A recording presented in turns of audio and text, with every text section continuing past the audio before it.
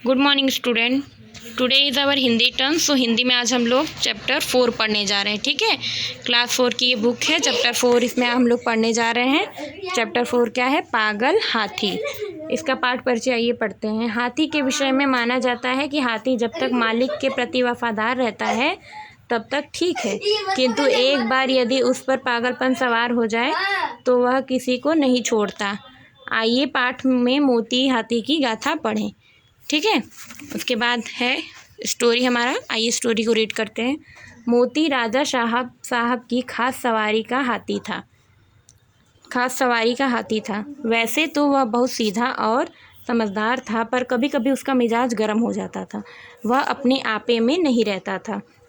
उस हालत में उसे किसी बात की सुध नहीं रहती। वह महावत का दबाव भी नहीं मानता था। महावत यानी जो हाथी को कंट्रोल करते हैं, ठीक है, जो हाथी को चलाते हैं। एक दिन इसी पागलपन में उसने अपने महावत को मार डाला। राजा साहब ने यह खबर सुनी तो उन्हें क्रोध आया। मोती की पदवी छीन ली गई। मोती मतलब राजा साहब का खास सवारी था, तो अब उसका पद छीन लिया गया। उसे राजा साहब की सवारी से निकाल दिया गया। अब कूलियों की तरह उसे लकड़ियाँ ढोनी पड़ती थी। अब वो क्या करता था, जैसे कूली लोग नहीं ढोते हैं सामान, वैसे अब उसको लकड़ियाँ ढोनी पड़ती थी। वह जब अपनी इस दशा को देखता तो दुखी होता। वह सोचता, कहाँ मैं राजा का सबसे प्यारा हाथी था और कहाँ आज मामूली सा मजदूर हूँ। यह सोचकर ज़ोर ज़ोर से चिंघाड़ता और उछलता। आखिर एक दिन उसे इतना जोश आया कि उसने लोहे की जंजीर तोड़ दी और जंगल की ओर भाग गया। थोड़ी ही दूर पर एक नदी थी। मोती पहले उस नदी में जाकर खूब नहाया, तब वहाँ से जंगल की ओर चला। इधर राजा साहब के आदमी उसे पकड़ने के लिए दौड़े, पर मारे डर के कोई उसके पास न जा सका। जंगल में पहुंचकर मोती अपने पुराने साथियों को ढूंढने लगा। जंगल में हथनी ने जब उसके गले में रस्सी और पाँव में टूटी जंजीर देखी तो मुँह फेर लिया। वह भागता हुआ वापिस महल की ओर चल पड़ा। वह रास्ते में ही था कि उसने देखा राजा साहब शिकारियों के साथ घोड़े पर चले आ रहे हैं। वह फौरन एक बड़ी चट्टान की आड़ में छिप गया। धूप बहुत तेज थी। राजा साहब जरा दम लेने को घोड़े से उतरे। अचानक मोती चट्टान की आड़ से निकल पड़ा और गरजता हुआ राजा साहब की ओर दौड़ा। राजा साहब घबराकर भागे और एक छोटी सी झोपड़ी में घुस गए। कुछ देर बाद मोती भी वहां पहुंच गया। उसने राजा साहब को झोपड़ी में घुसते हुए देख लिया। पहले तो उसने अपनी सूंड से ऊपर का छप्पर गिरा दिया, फिर उसे पैरों से रौंदकर चूर चूर कर दिया। अंदर राजा साहब का डर के मारे बुरा हाल था। जान बचाने की कोई आशा नहीं थी। आखिर जब कुछ न सूझा तो वह जान पर खेलकर पीछे की दीवार पर चढ़ गए और दूसरी ओर कूदकर भाग निकले। महल लौटकर राजा साहब ने ढिंढोरा पिटवा दिया कि जो आदमी मोती को जिंदा पकड़ लाएगा उसे 1000 रुपये इनाम में दिया जाएगा। कई आदमी इनाम के लालच में उसे पकड़ने जंगल में गए, मगर उनमें से एक भी वापस न लौटा। मोती के महावत का एक लड़का था। उसका नाम मुरली था। अभी वह कुल 8 वर्ष का था। इसीलिए राजा साहब दया करके उसे और उसकी माँ को खाने पीने पहनने आदि के लिए कुछ खर्च दिया करते थे, क्योंकि उसको तो ये हाथी मार देता है। मुरली था तो बालक, किंतु हिम्मत का बड़ा धनी था। वह कमर बांधकर मोती को पकड़कर लाने के लिए तैयार हो गया। 8 साल का ही था, चला गया मोती को पकड़ने। उसके बाद क्या हुआ? मुरली जंगल में जाकर एक ऊंचे पेड़ पर चढ़कर बैठ गया। वहाँ से इधर उधर नज़रें दौड़ाकर मोती को देखने लगा। मुरली ने देखा कि मोती सिर झुका उसी पेड़ की ओर चला आ रहा है। जैसे ही मोती उस पेड़ के नीचे आया, उसने पेड़ के ऊपर से पुकारा, मोती।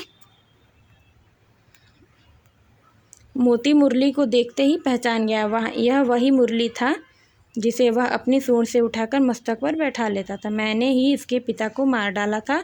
यह सोचकर उसे बालक पर दया आ गई।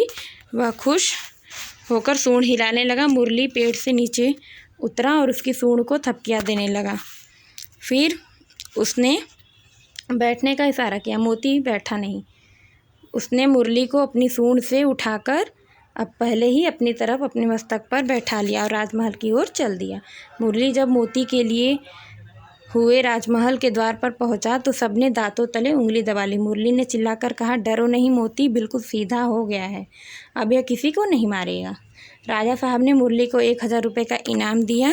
राजा साहब ने उसे अपना खास महावत भी बना लिया। फिर मोती फिर से राजा साहब का सबसे प्यारा हाथी बन गया। आइए बेटा, इसका एक्सरसाइज हम लोग पढ़ते हैं। ठीक है, तो इसमें पहले वर्ड मीनिंग दिया गया है, शब्द अर्थ। आइए शब्द अर्थ को पढ़ते हैं। खास मीन्स विशेष, महावत मीन्स हाथी चलाने वाला या हाथीवान, आड़ मीन्स ओट या पर्दा, पदवी मीन्स राजकीय सेवाओं का अधिकार, उसे पदवी बोलते हैं ना, जो अधिकार होते हैं। मिजाज मीन्स स्वभाव या मन की अवस्था, रौंदना मीन्स कुचलना, मस्तक मीन्स माथा या आगे का सिर। ठीक है, उसके बाद है मुहावरे, दांतों तले उंगली दबाना, इसको क्या कहते हैं? इसका अर्थ है दंग रह जाना। मुंह फेरना, मुंह फेरना का अर्थ सामने ना आना, मतलब मुंह घुमा लेना। उसके बाद है प्रश्न पिटारा, बहुविकल्पी प्रश्न में आइए देखते हैं क्या क्या है। बहुविकल्पी प्रश्न में कह रहा है, राजा साहब के हाथी का क्या नाम था? मोती। हाथी को पकड़ने के लिए कितना इनाम था बेटा? 1000 रुपये। हाथी को किसने पकड़ा था? मुरली ने। हाँ, महावत को किसने मार डाला था? हाथी ने। उसके बाद प्रश्नों का उत्तर कह रहा है देने के लिए, तो मैं इसका मतलब उत्तर राइट करके दे दूँगी, आप लोग अपनी कॉपी में कंप्लीट कर लीजिएगा। उसके बाद है दिए गए कोष्टक में घटनानुसार क ख डाल कर कहानी का सही क्रम बनाओ। तो बेटा आप लोग इसे पहले रीड करिएगा यहाँ से यहाँ तक पूरा। ठीक है, मैंने स्टोरी में बताया है। तो पहले क्या कौन सी घटना हुई थी उसको सीरियल वाइज क ख डाल के आप लोग ये खुद से करेंगे। ओके, उसके बाद है पढ़ें कहानी, बताओ जुबानी। क्या राजा ने मोती को विशेष पदवी से हटाकर सही किया? सही किया। हाँ, अगर वो उसे नहीं हटाता, क्योंकि उसने क्या किया था? महावत को मार डाला था। क्या मोती को सुधारने का प्रयास नहीं किया जा सकता था? किया जा सकता था उसे। क्या मोती राजा साहब पर हमला करना सही था? गलत, उसे हमला नहीं करना चाहिए था, उसे अपने गुस्से पे नियंत्रण रखना चाहिए। क्या मुरली भी इनाम के लालच में मोती को पकड़ने जंगल गया था? हाँ, वो इनाम के लालच में ही मोती को पकड़ने जंगल गया था। मोती ने मुरली से कुछ भी क्यों नहीं कहा?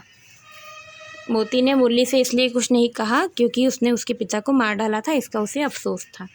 क्या मोती को अपने किए पर पछतावा था? हाँ।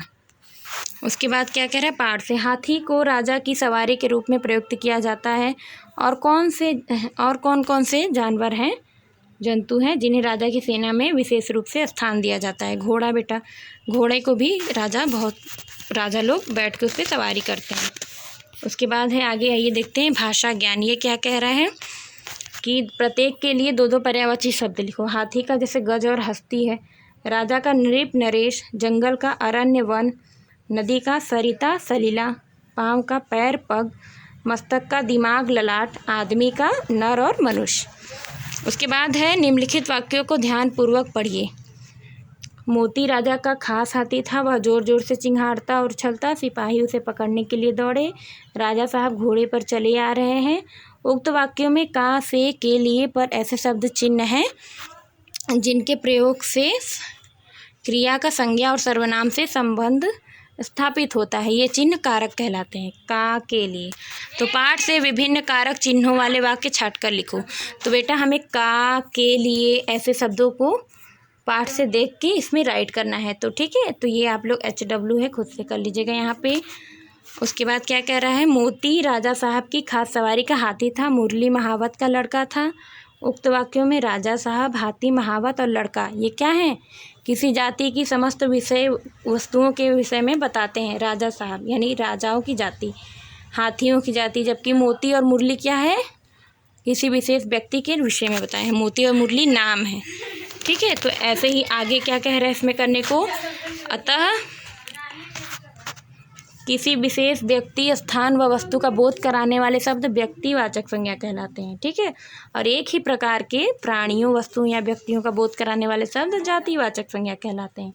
तो पाठ में से प्रत्येक संज्ञा के 4-4 शब्द लिखो। व्यक्तिवाचक संज्ञा के 4 शब्द लिखो और जातिवाचक संज्ञा के 4 शब्द लिखो। तो ये आपको खुद से करना है बेटा, HW है, कर लीजिएगा। उसके बाद है प्रत्येक जातिवाचक संज्ञा शब्द, जैसे एग्जाम्पल में दे दिया महापुरुष में महात्मा गांधी, सुभाष चंद्र बोस। सागर में आप लिख दीजिएगा हिंद महासागर, प्रशांत महासागर। नदी में गंगा, यमुना। इमारत में कुतुब मीनार, ताजमहल। ठीक है, व्यक्तिवाचक संज्ञा करना था, तो ये HW आप लोग खुद से कर लीजिएगा।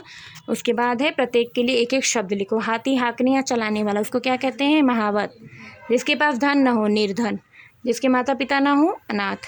वह मानसिक रोग जिसमें व्यक्ति की बुद्धि बेकार हो जाती है, तो उसको पागल बोलते हैं। राज्य, संस्थान आदि का प्रबंध कराने वाला, राजा।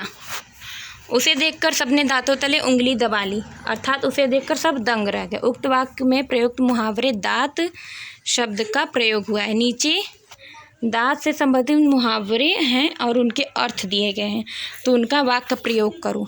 अर्थ दिया है बेटा, वाक्य बनाना तो आप लोग जानते ही है, तो इसे आप लोग खुद से कर लीजिएगा, HW है। उसके बाद है हमारा अपनी सोच। कहानी का शीर्षक पागल हाथी क्यों रखा गया?